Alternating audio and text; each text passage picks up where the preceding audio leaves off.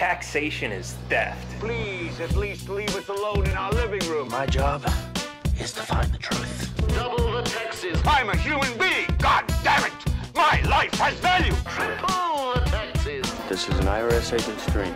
If you think that the Capitol will ever treat us fairly, you are lying to yourself. Beautiful, lovely taxes. Sorry, but I don't do taxes. Did you see the memo about this? The government is a greedy piglet. Just leave us alone. Do you know what Ralph just said? The roads. You boys like Mexico! I'm as bad as hell, and I'm not gonna take this anymore. Welcome back. Taxation is theft, of course. And I have with me today Trisha Butler. Welcome. How's it going? It's good. Awesome. So I hear you decided to take the plunge and run for office as a libertarian. Who ain't that the truth? It is a plunge. Yeah. So what made you decide to do that? Oh, there's so many facets of it at this point, because at first I just kind of wanted to do it because it's something that I have an interest in. And, politics and arguing, honestly, are fun to me.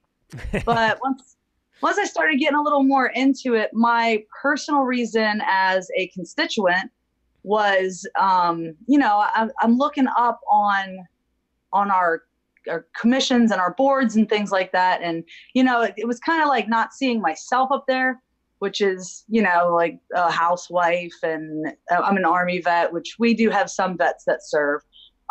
But, then once I started doing it, I started finding that there are even more important things, and that gets into the dirty parts of corruption and personal interest and things like that. Right. Yeah. So, it's always interesting to see libertarians running for office. I know I get this one a lot. If you hate the government so much, why are you trying to be a part of it? I don't know. Do you get that? What's your response? Or so that's a pretty easy one for me. And here, I'll tell you right off the bat, if I was on Facebook, someone would have just told me I'm not libertarian. Okay. All right. I'm not like a hate the government. I don't lean toward ANCAP. I'm a minarchist. And I think even aside from that, of the fact that, I'd love to dismantle the establishment entirely, but I'm pragmatic, not in the caucus, in the term, in that, there's already a system set up, and we have one of two options: either get out the pitchforks or, get in there and start making changes and affecting change within what we already have. Right. Yeah, it is really an interesting situation that we're in, because that system is there. And, we have to deal with the fact that there are, 300 million Americans maybe who love that system is there. And, to get rid of it overnight, they'd come out with the pitchforks. So yeah, that's an interesting way to look at it. So you chose to run for city council. What's do you have any specific policies or issues that you're looking to push, or are you just trying to block some corruption and spending bills, or how do you look at this? So first of all, the reason that I started in city council, that's a question I get a lot, is why did I choose that one? I'm military, so to me, it made sense to start at the bottom and work your way up. I don't want to jump into, say, running for president, because I wouldn't even know. So that is why I started at what I considered at the time to be the lowest level that I could try to get in at. I have spent I started really early, and I did that because I didn't want to be someone, I didn't want people to say, hey, trust me to run the show, but have no idea what was going on. So part of the reason also that I did that was so that I could start getting a feel for what the people that I'll be representing think is going wrong, because I have my own, what I think, obviously, less taxes and all that good stuff. Yeah, like but No way. One of the things that after I started asking around and knocking doors and talking to people is, and I don't have anything bad to say about my current councilman, but what people are saying and what I have experienced also is that there's very little interaction from a lot of them. I'm not going to say all of them because we do have some local elected officials that are really good about getting out into the community. But, you know, a lot of times people just have a hard time getting a face-to-face or getting them to answer calls, or even once they get a hold of them, getting an answer out of them. So I don't know if it's the mom in me or what, but a lot of what I'm doing is to, you know, give the people a voice and be interactive and, you know, just really take what their issues and concerns are and address them. Right. Yeah, I think that's a really interesting point too, because I ran for my first election was for Texas House in 2014, and yeah, it was like going in and what I thought, I mean, I had my own ideas of what I thought was wrong, but it's like you do talk to people and you start seeing that there's other perspectives and other issues and everything else. And it's, I think that's something I would actually recommend for all libertarians to do that, you know, whether you're running or not, just to get that kind of bigger perspective about the world that we live in and the problems that we have with government. Because it's not like, I know we kind of get to this point where we're just kind of like, oh, it's an easy problem. We know how to fix it. Get rid of taxes, get rid of government and the Fed, and everything's going to be fine. And it's not, it's not exactly that simple. It's kind of like what you said in the beginning there is, you know, the people would freak out. So in my ward in particular, I'm like, to me, taxes are important. I don't want them to be so high. So I'm assuming like that's one of their big things. And then I go knocking doors and man, I cannot sidewalks, which by the way, cost money. So, you know, from a libertarian philosophy, I now need to find a way to find them sidewalks without taking some more money, you know, and I think that's kind of where my focus is heading into the next year, is finding out of the box good ideas on how to fix these problems. Things like, I kid sidewalks, man, I kid you not. I joke about it all the They're time. like roads for feet. But my sidewalks.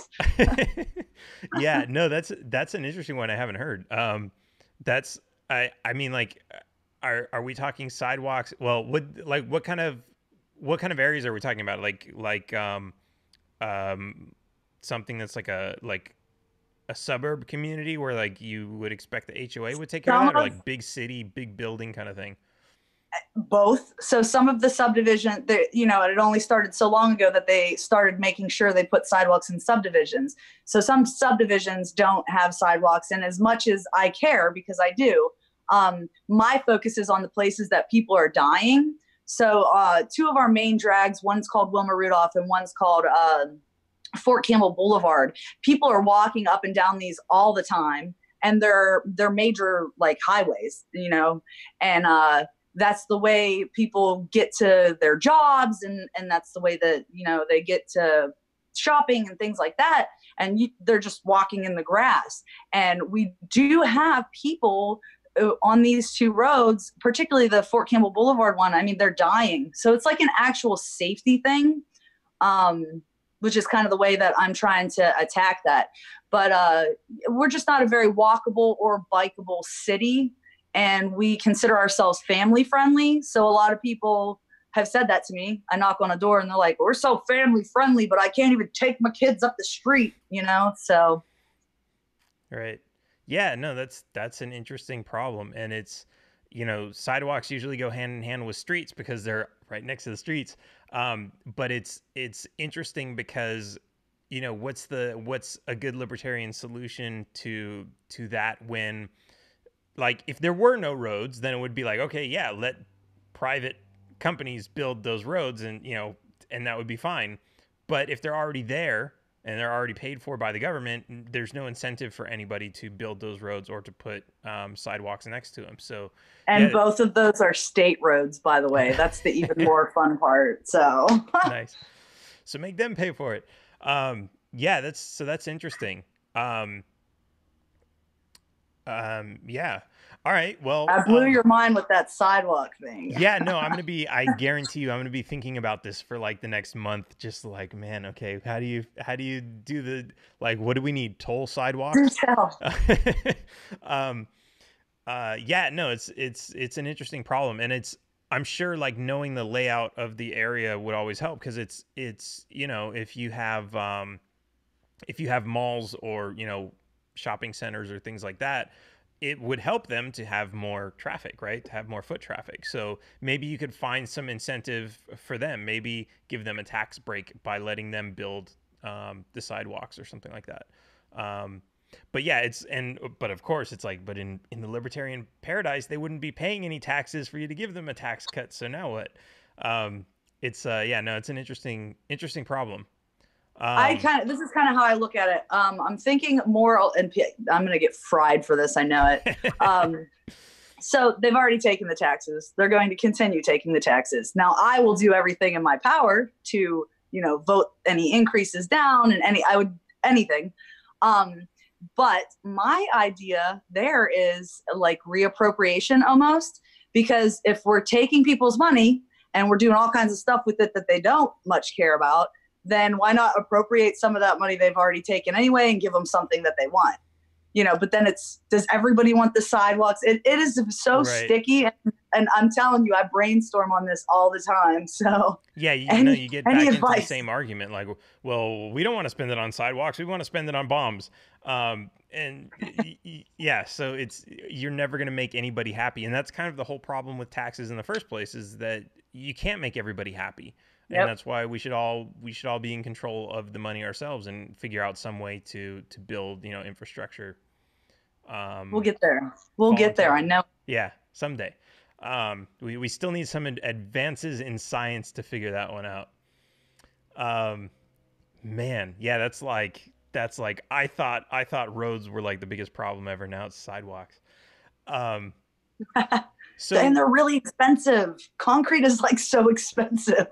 Okay, so that might be an interesting place to start. Why is the concrete so expensive?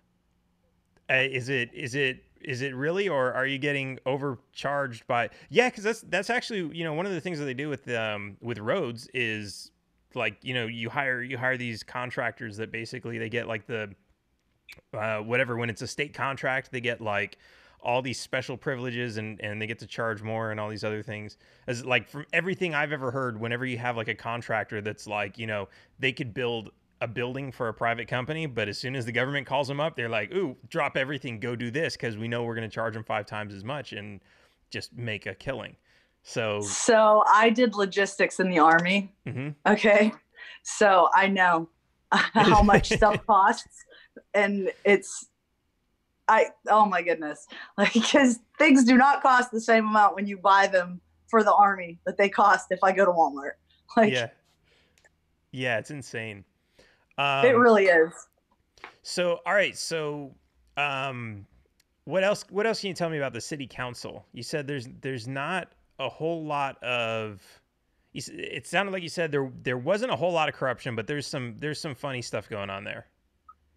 I'm in Tennessee. So see, this is another one of those I'm going to get fried things, but the honest to God's truth, because I can't help myself, but there is a world of old boys here. It is what it is.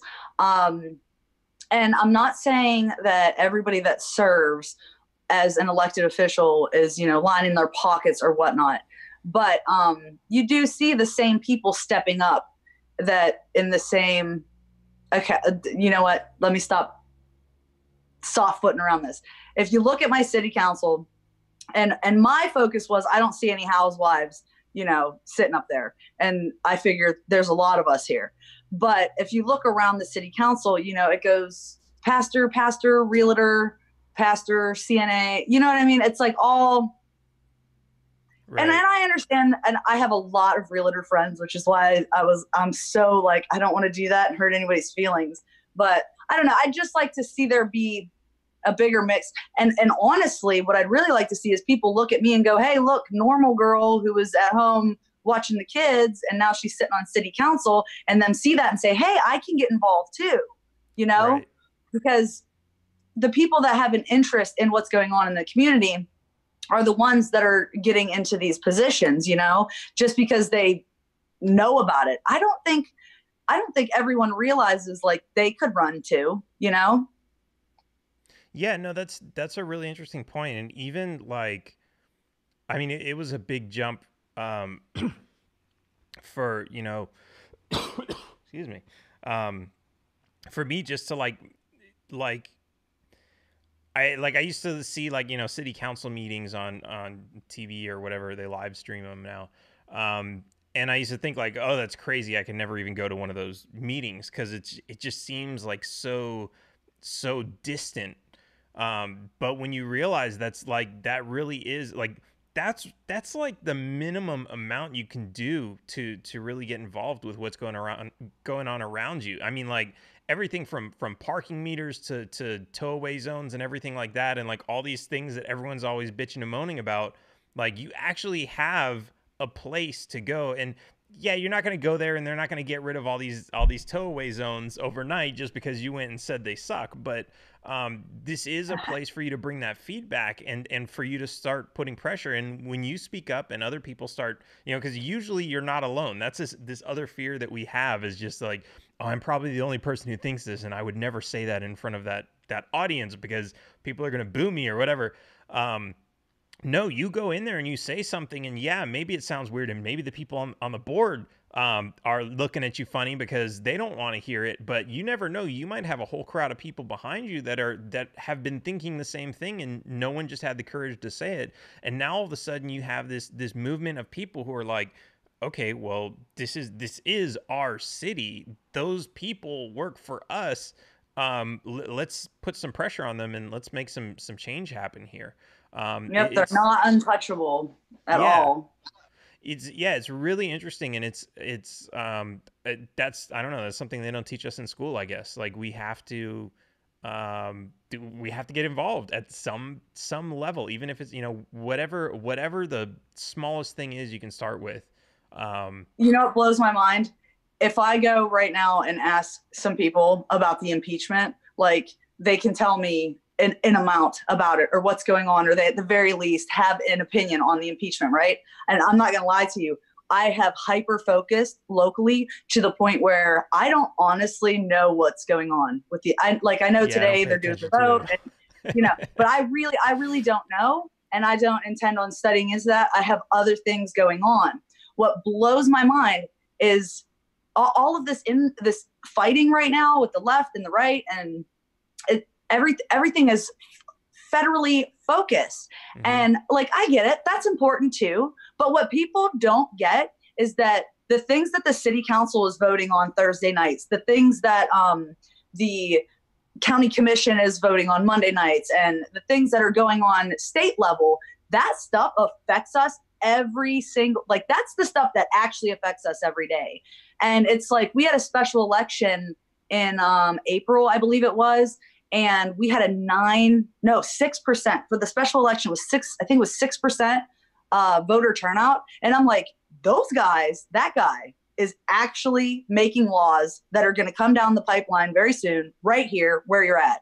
And they're just, no one pays attention. Right. And it's like, but dang it. Like I've already taken into consideration what the voter turnout's going to be like this year during my race, because it's a presidential election year. And it just never ceases to blow my mind that people are, it's the theatrics of it and way up high, but when it's local, it's like, yeah, who cares? I might not be living in this city in a couple months.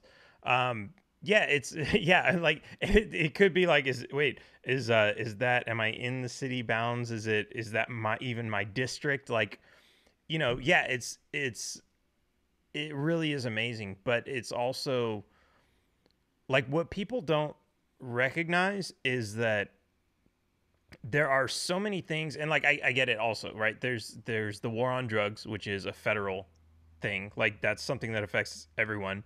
And and then there's abortion, which is always like, oh, something has to happen at the federal level. Why? Because my opinion should be forced on 320 million other people.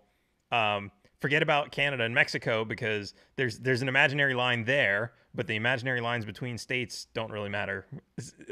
It's all these like weird thoughts that we have in our head to create this thing. And yeah, that's what it ends up with, is everybody's like, well, if I believe guns should be banned, I think they should be banned at the highest possible level, because, just not the city. That doesn't make any sense. Why would we ban them in just the city?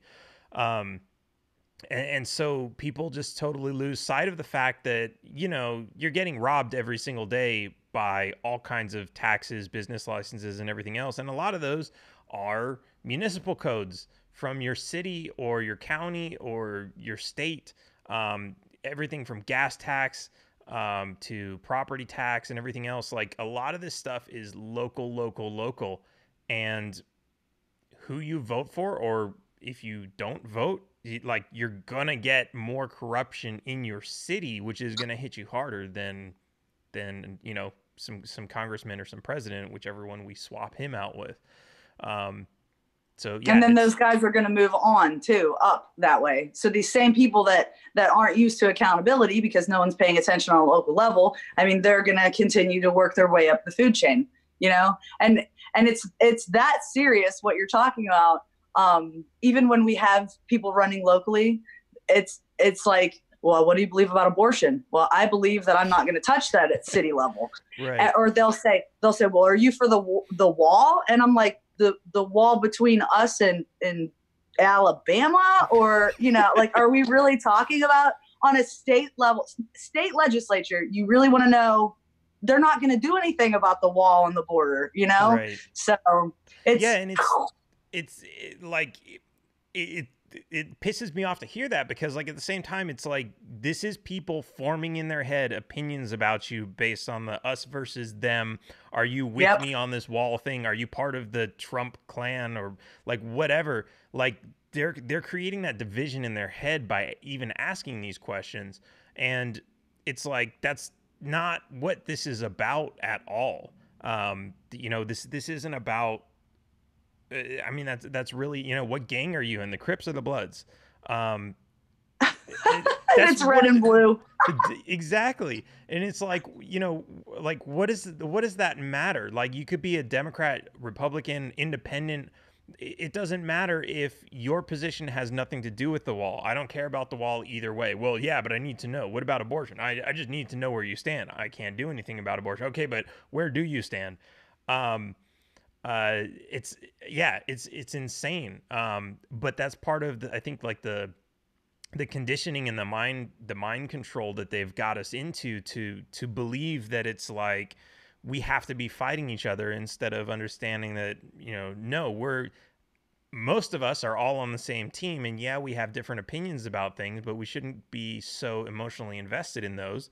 And instead, we should be more emotionally invested in the fact that the government should not be as big as it is and doing all these things to us that most people completely disagree with.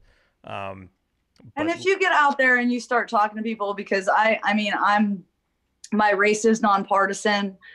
When anyone asks me my affiliation, I tell them I'm running as an independent. When my name goes on the ballot, it'll have an I after it. That's how it works here.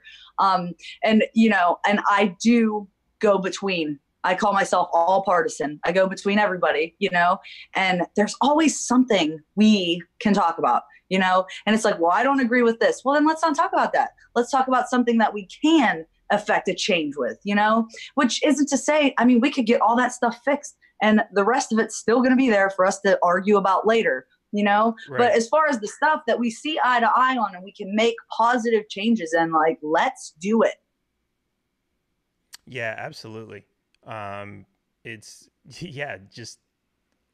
get our differences out of the way and fix the big problems that are just sitting right in front of us, that are like, we could obviously fix this right here if we could stop arguing. That's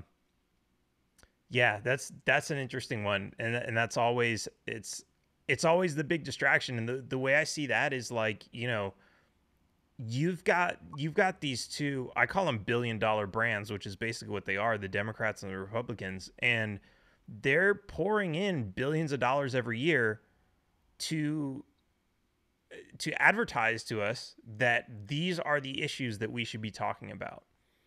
And that's how you get so many millions of Americans talking about things like the wall or abortion or, whatever else. And it's like, how do we, and because the Libertarian Party's not spending all that money to say, hey, let's talk about the government's too big. And it would cost them, billions of dollars to get that into the conversation, especially when they don't control the media like some of these other guys do. So, what is it going to take to get a big enough movement of people to start talking about some of those issues that are more important, more relevant? And how do you break through to that when you've got just billions of dollars of advertising going into these other issues that keep us fighting and divided? Yep. And that's the $1 billion question, isn't it? Right. Yeah, it is. 'Cause you can only knock on so many doors, right? Yep. But no, I think that's awesome because that you're running for a local position, because that is one of the positions where you can more realistically knock on a larger percentage of voters' doors than even U.S. Congress or something like that. Like there's no way I'm going to knock on 320 million doors and talk to people, but you could. Lazy. Yeah. I did 30 doors in one day and I thought I was going to die. Okay. Yeah. 30 doors. No, it is. And, there's a lot of theories on, what's the best way to do it, right? Like I've heard people say, no, just get as many get a few thousand door hangers and just don't even stop to knock, just hang one on every single door. But it's like, even if you do that first, like you're not going to connect with people the way that you would if you did knock. But you also have to deal with the fact, okay, but if you knock on every door, you're going to stand there waiting for a minute. And what if nobody's home? You just wasted a minute. And then, eventually you come across people who they're out watering their grass or, doing whatever. And you have a conversation with them. And that's me. See, no, I'm the guy. If someone answers, I'm probably going to be there for 10 minutes. That's something we're working on. My team's working on that. But I mean, that's a great thing. I mean, I've heard people say that, hey, when I was doing door knocking, I'm going to vote for you just because you're going door to door. People were really impressed by that. And if all you're doing is leaving a door hanger, well, they're probably going to think like one of your interns did it or something. Right. So, because that's what they know about, the big guys and how they would do it. So it is really interesting, but, it's, I don't know. I guess, sometimes I think I'm stupid for getting involved in this. But at the same time, it's like, no, because we have to, because nobody else is. And I mean, not nobody else, obviously. There are others. But it's, if not me, who, and if not now, then when? When, yeah. I do think I am a big firm believer in grow your own candidates that, and okay.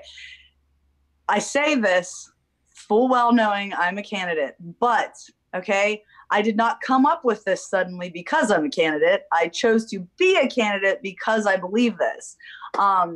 We should be starting our candidates off municipally like this, winning races that we can win, ones where they're not talking about the guy with the hat and, the guy with the boot. And we can really just talk to people and get face to face, because once you're face to face with us, we're not that bad, right? And then in 10 years, we will have, our candidates that, first of all, we hold them accountable. We hold their feet to the fire. We see what they're made of. We see what their principles are, and 5 years from now, I and whoever else is running, we can run for a state seat and, and then you can, just like the D's and the R's did, you follow them up through, but, you hold them accountable and you make sure that they're principled. And then, 10, 15, 20 years from now, you have a wicked good principled candidate for president that you know what I mean? So that's my big thing, is the grow your own. And I do think that we should be starting, I understand that we have to run candidates to keep up ballot access and visibility and all that. I get that. But I do really think that the Libertarian Party should be focusing on local municipal races and building up from that with grassroots. Right. And I mean, I think we did an amazing job in the last election. We got like there's like 70 or 80 elected libertarians now, or new ones. Yeah. And yeah, that was amazing. And a lot of those were small local positions, which is great because, you know, in all of those cities, you're going to have people now that are like, well, we have an elected libertarian and things didn't all fall apart and the roads didn't disappear. They're not crazy. Yeah. We have 5. Tennessee has 5. Yeah, it's going to be amazing. I mean, you're going to have, hopefully, you know, they're going to do a good job. And like when there's a conversation about how much money's being spent, you're going to see, you know, all these people talking about, yeah, we need this big program. We need to spend $100 billion. And you're going to have one person in that room saying, no, this is the people's money and we should not be spending it like this. I see it. And people are going to be like, oh, wow, who's that guy? Oh, he's a libertarian. Interesting. No, I legitimately see this happening right now. My mentor actually, he's that guy that we had our county level. They're putting in it depends on what day of the week it is, how much it costs, $130 million event center downtown. And, you know, he rallied real hard about that and we petitioned and, you know, all that good stuff. But like we see it happening, you know, and he actually got voted the people's favorite elected official in county. So, I mean, libertarians do well. Nice. Yeah, that's really all it takes. And getting our foot in the door is the way there. So that's really awesome to see. And yeah, you're absolutely right. Hopefully we'll see more of this. We'll see more as we're getting more local people elected across the country. And then they can move on up to state house or US House and that sort of thing. That would really be awesome. So have you had any, like, I don't know, major challenges with your campaign? Any what's that mean? Okay, so I get made fun of a lot because I started so early. But like I already explained, I wanted to know what I was doing. I knew that as a third party person, it was going to be difficult for me with fundraising. And I'm like anybody else. I don't like fundraising. It's terrible. So I suffered a lot of flack from that, and everybody telling me, you know, you took all your steam away because you announced so early. I mean, I already put out my my newspaper announcement and everything. However, around November of this year, when campaign season started to like really kick off and things started forward momentum, I've pretty much taken off December to spend it with my family because I know that you know, all of next year I'm just going to be pedal to the metal. But things started getting, I'm so naive, man. Like stuff started getting so dirty. Like people just started talking so much crap.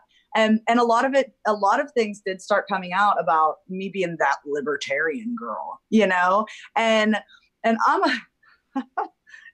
it's just, it blows my mind that the nastiness that people will start at even a local level, just like trying to smear your reputation and try. I had no idea what I was getting. Like no idea.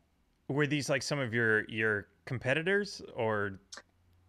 No, my one opponent that has also declared, we sat down early on and said, look, we're not going to be dirtbags about this.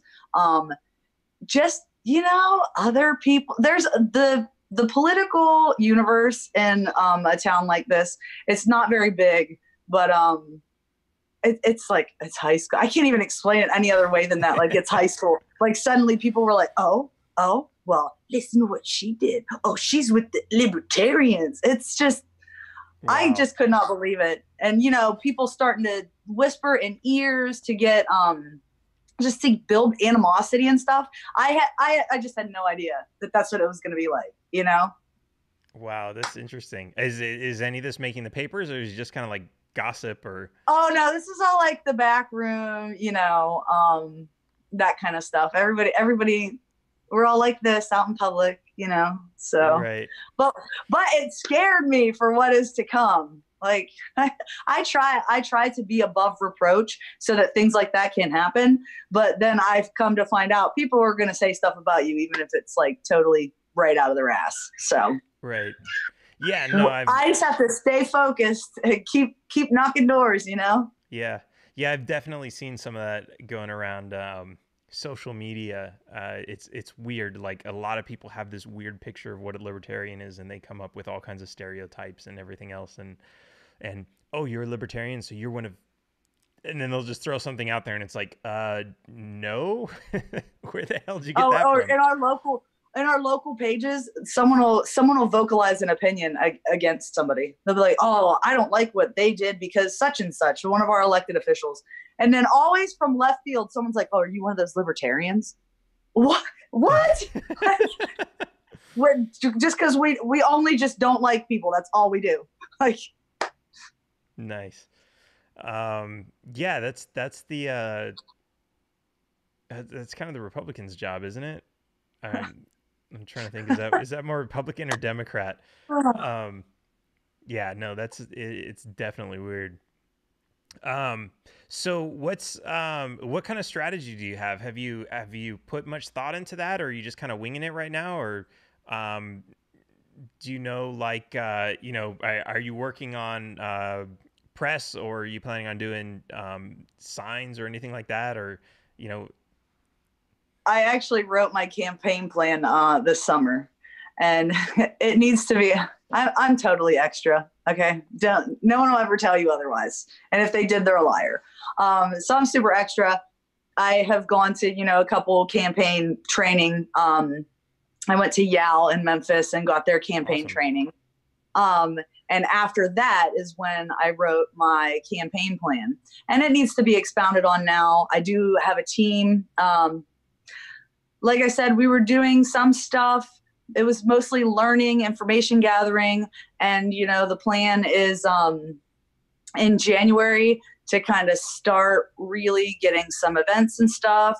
And then obviously once it starts getting warmer and around qualification in March, April, May, spring timeframe, we're really going to hit the ground hard. So, and that's always been the idea transition is, that I would start out learning, and then after the holidays, and announce before the holidays, and then after the holidays, start with the team. So I do have a campaign manager. He's awesome. There is a smaller town. Okay, so Clarksville, where I live, is right outside of Fort Campbell Army Installation. And it's right on the Tennessee-Kentucky border. So the smaller town on the other side of the border that's outside of the Army installation is called Oak Grove. And my campaign manager got the mayor of Oak Grove elected. So I have a lot of faith in him. He is awesome. He is my hype guy. The days when I'm like, I just don't want to do this anymore. He's like, don't you dare. You're going to win. # win, Trisha, win. So we are starting to get together a team. I've had lots of people tell me that they want to volunteer. And my sister just moved back from Arizona. She was my campaign manager. So now we got to find her a new spot. So right now we're starting to get the team together and really start seeing where the moving pieces. We know what we want to accomplish, but now we need to make the way to do that. Right. Awesome. Well, that sounds like a great, you've got a great team and everything together. So, so we'll have to keep an eye on this and see what happens.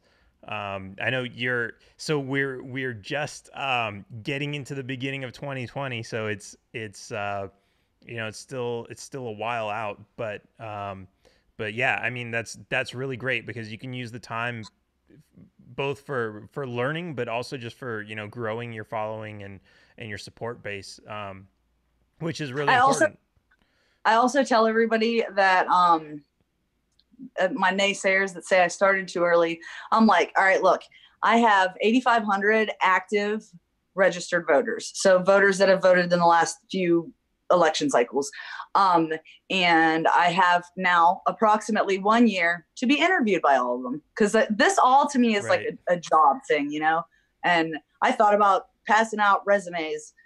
Somebody talked me out of that, which isn't to say it might not still happen because I'm kind of stubborn. But yeah, that's how I look at it. I got 8,500 people that need to interview me in the next year, you know? So that's the plan.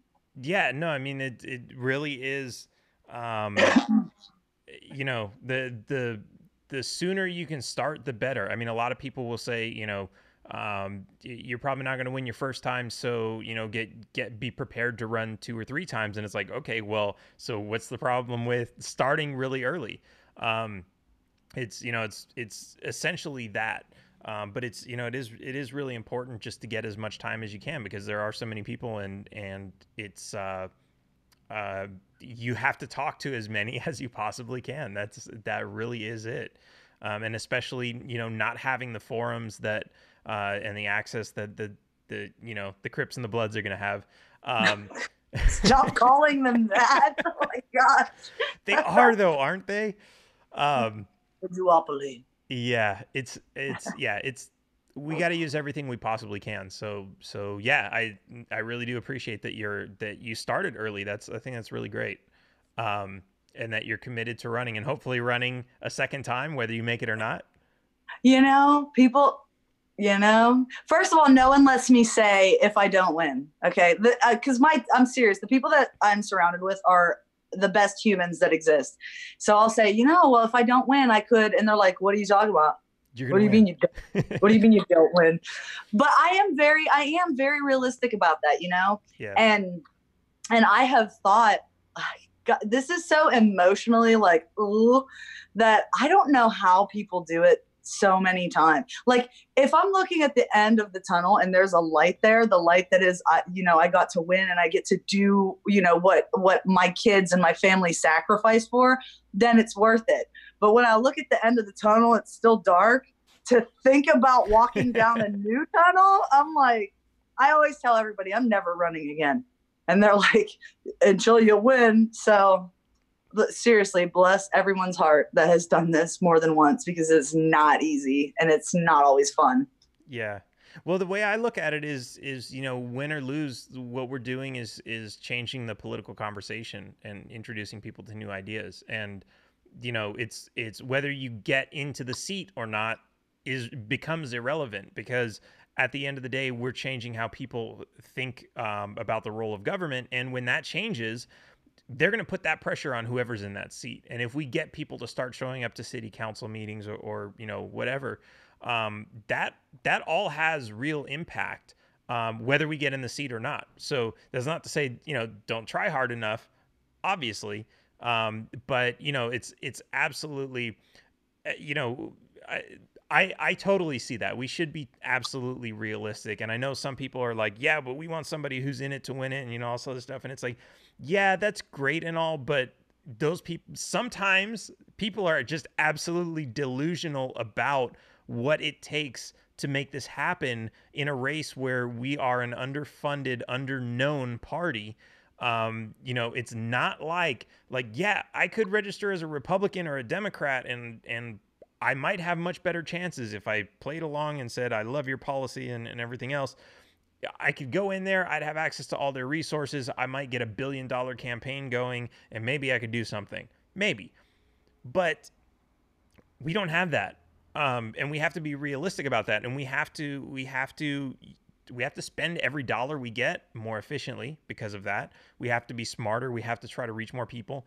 But we also have to understand that libertarians aren't going to get elected until people start to think like libertarians. Like, they're not going to be like, well, I hate Democrats and I hate Republicans. I don't know what a libertarian is, but I'm going to vote for them. They're not going to do that. They usually go for the lesser of two evils things. But when they hear what a libertarian has to say and they start thinking like them, then they're like, oh, okay, yeah, I could support that. And that's more impactful anyway, because you have, you know, there were a certain number of voters who basically said, I don't like Democrats or Republicans, so I'm voting for anyone else, in the 2016 presidential election. And we got a lot of libertarian votes. But they were still voting for a name that they recognized. Maybe, but where are they going to be in 2020 if that was the only reason they were voting? They're going to go somewhere else. They're going to be like, oh, well, the Democrats not that bad this time, so I'll just vote for them. It's because we didn't change fundamentally what they're thinking about how they're voting. Like that's our main goal. We have to get people to understand that, it's our job as the people to protect the Constitution from these crazy people who want to go work for government. Present company excluded, of course. That includes myself. I think we need to start a dialogue, and I'm not going to pick on you, but at our level, currently I sit as the secretary of the County Libertarian Party because I'm female. I'm just kidding. That's not why. But I'm currently the secretary, and our whole spiel since me and my mentor got into the position we're in, the chair, has been to create relationships between our community. Because, it's the R's here. The Democrats don't pay a lot of attention to us here in Clarksville. The Republicans like to tell everybody how crazy we are. So we had to kind of wash off that label of we're the crazies, and kind of be like, hey, look, we're trying to do the same thing you're trying to do. We want to help the community out. We want individual liberties, smaller government, and it's funny, our GOP here, their mission statement reads a lot like a libertarian one. And I'm like, so we went about cleaning up that reputation. And I'm actually giving a speech. I just wrote it last night on Saturday. And the big point of my speech is we need to show the big fish we are peers. We're here. We're not going anywhere. We're here to stay. You're not just going to bully us as the weird kid in the corner, but I'm lucky because I work with, a very popular county commissioner who is outspokenly libertarian and votes for, no taxes. They call him the no guy, he's single-handedly trying to hold back the county. And we're like, no, actually, he's just trying to defend the people. And the people love him for it. So it's a tough job, but, we have to open the dialogue and get people to understand that his favorite thing to say is, you're probably more libertarian than you think. And as soon as you get to a point where you can tell someone the philosophy or the fundamental ideologies or tenets, they're in, what is it? 48% of Americans consider themselves independent anyway, right? Right. Yeah, no, it really is like that. A lot of people are, and I think I know like it feels like there are lots and lots of Democrats and lots of Republicans, but we also have to realize that they're really just loud. I mean, when you see all this, like I see all this stuff like with the social justice warriors and like the Trumpsters and like all this other stuff, and like they're always all over the news and they're always in big crowds, and it's like they're really not that many of them. They're just they're really good at loud. branding, like you said, and good at branding Yeah. and good at media. Yeah, no, totally. And I go to all the different party functions, all three. I go to GOP stuff. I go to the Democratic stuff. I go to their open houses and stuff like that. And I know the difference between our turnout and their turnout, like I get it. And it's not unattainable, and I think that's the thing that everyone gets so discouraged by is, that it's just unattainable to make it up to that level. And I really don't think that it is.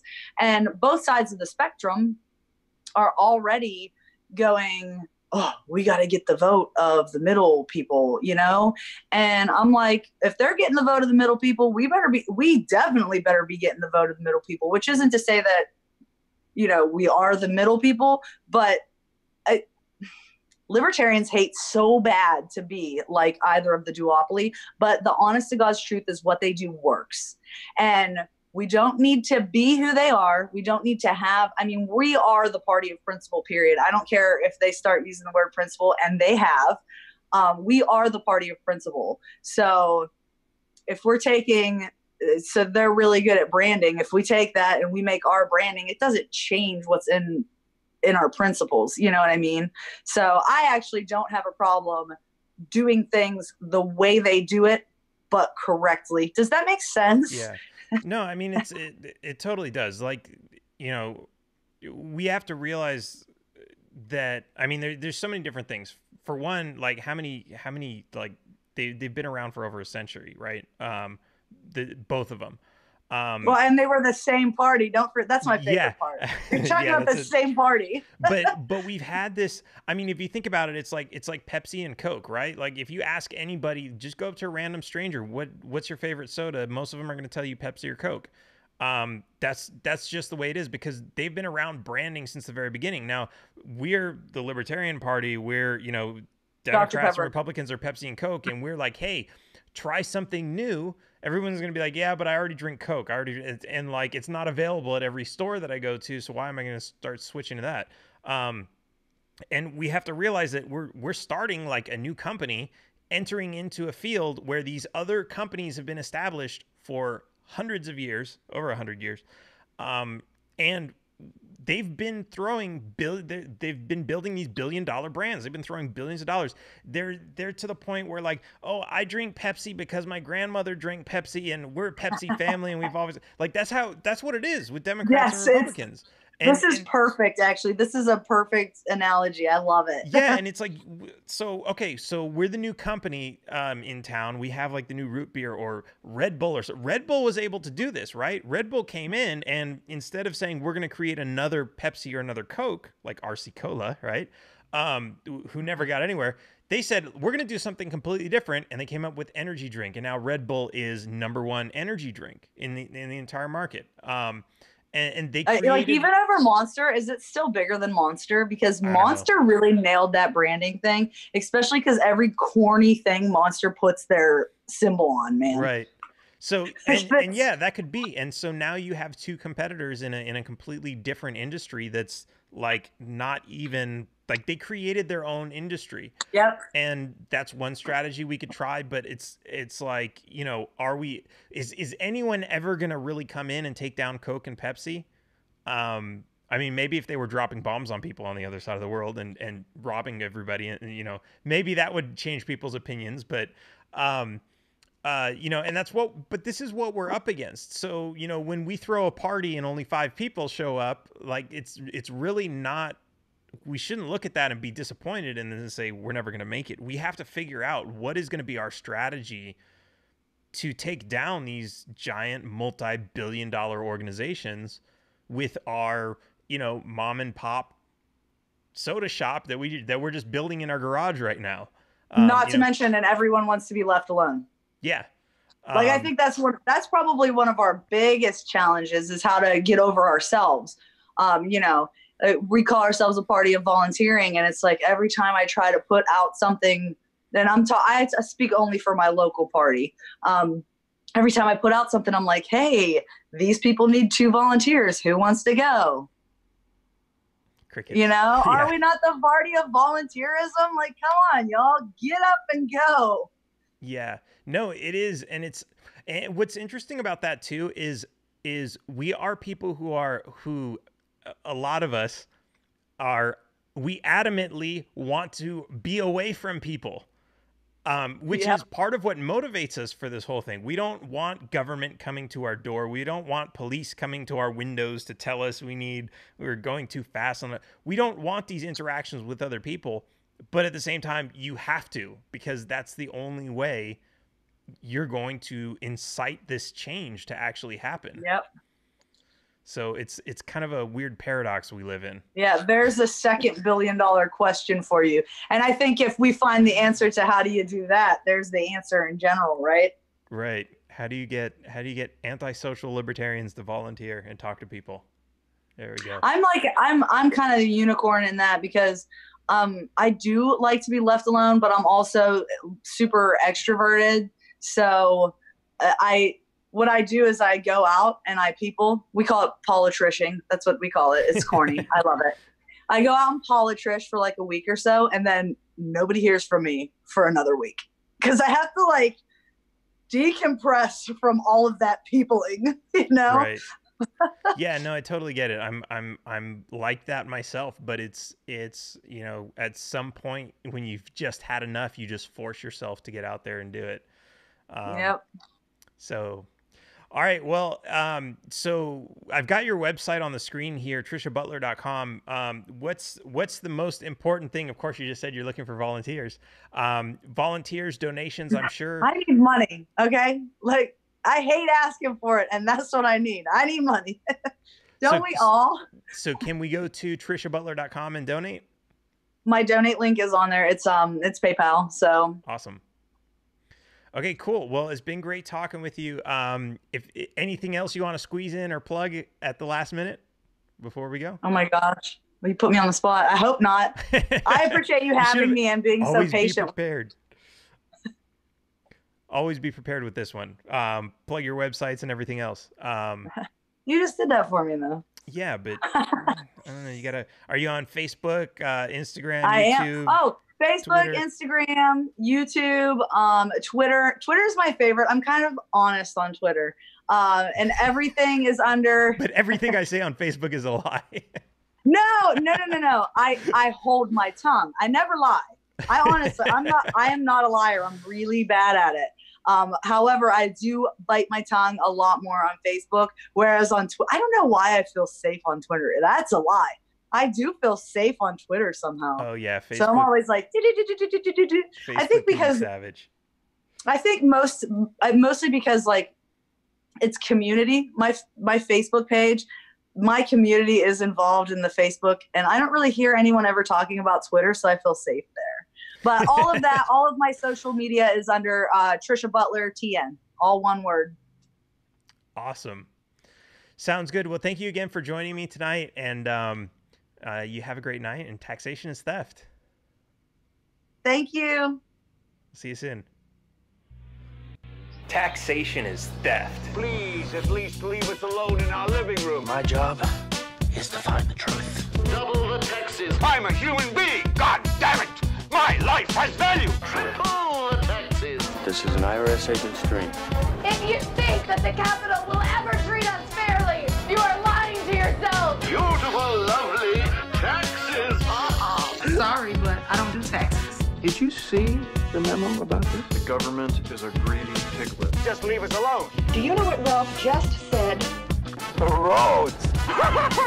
You boys like Mexico? I'm as bad as hell, and I'm not gonna take this anymore.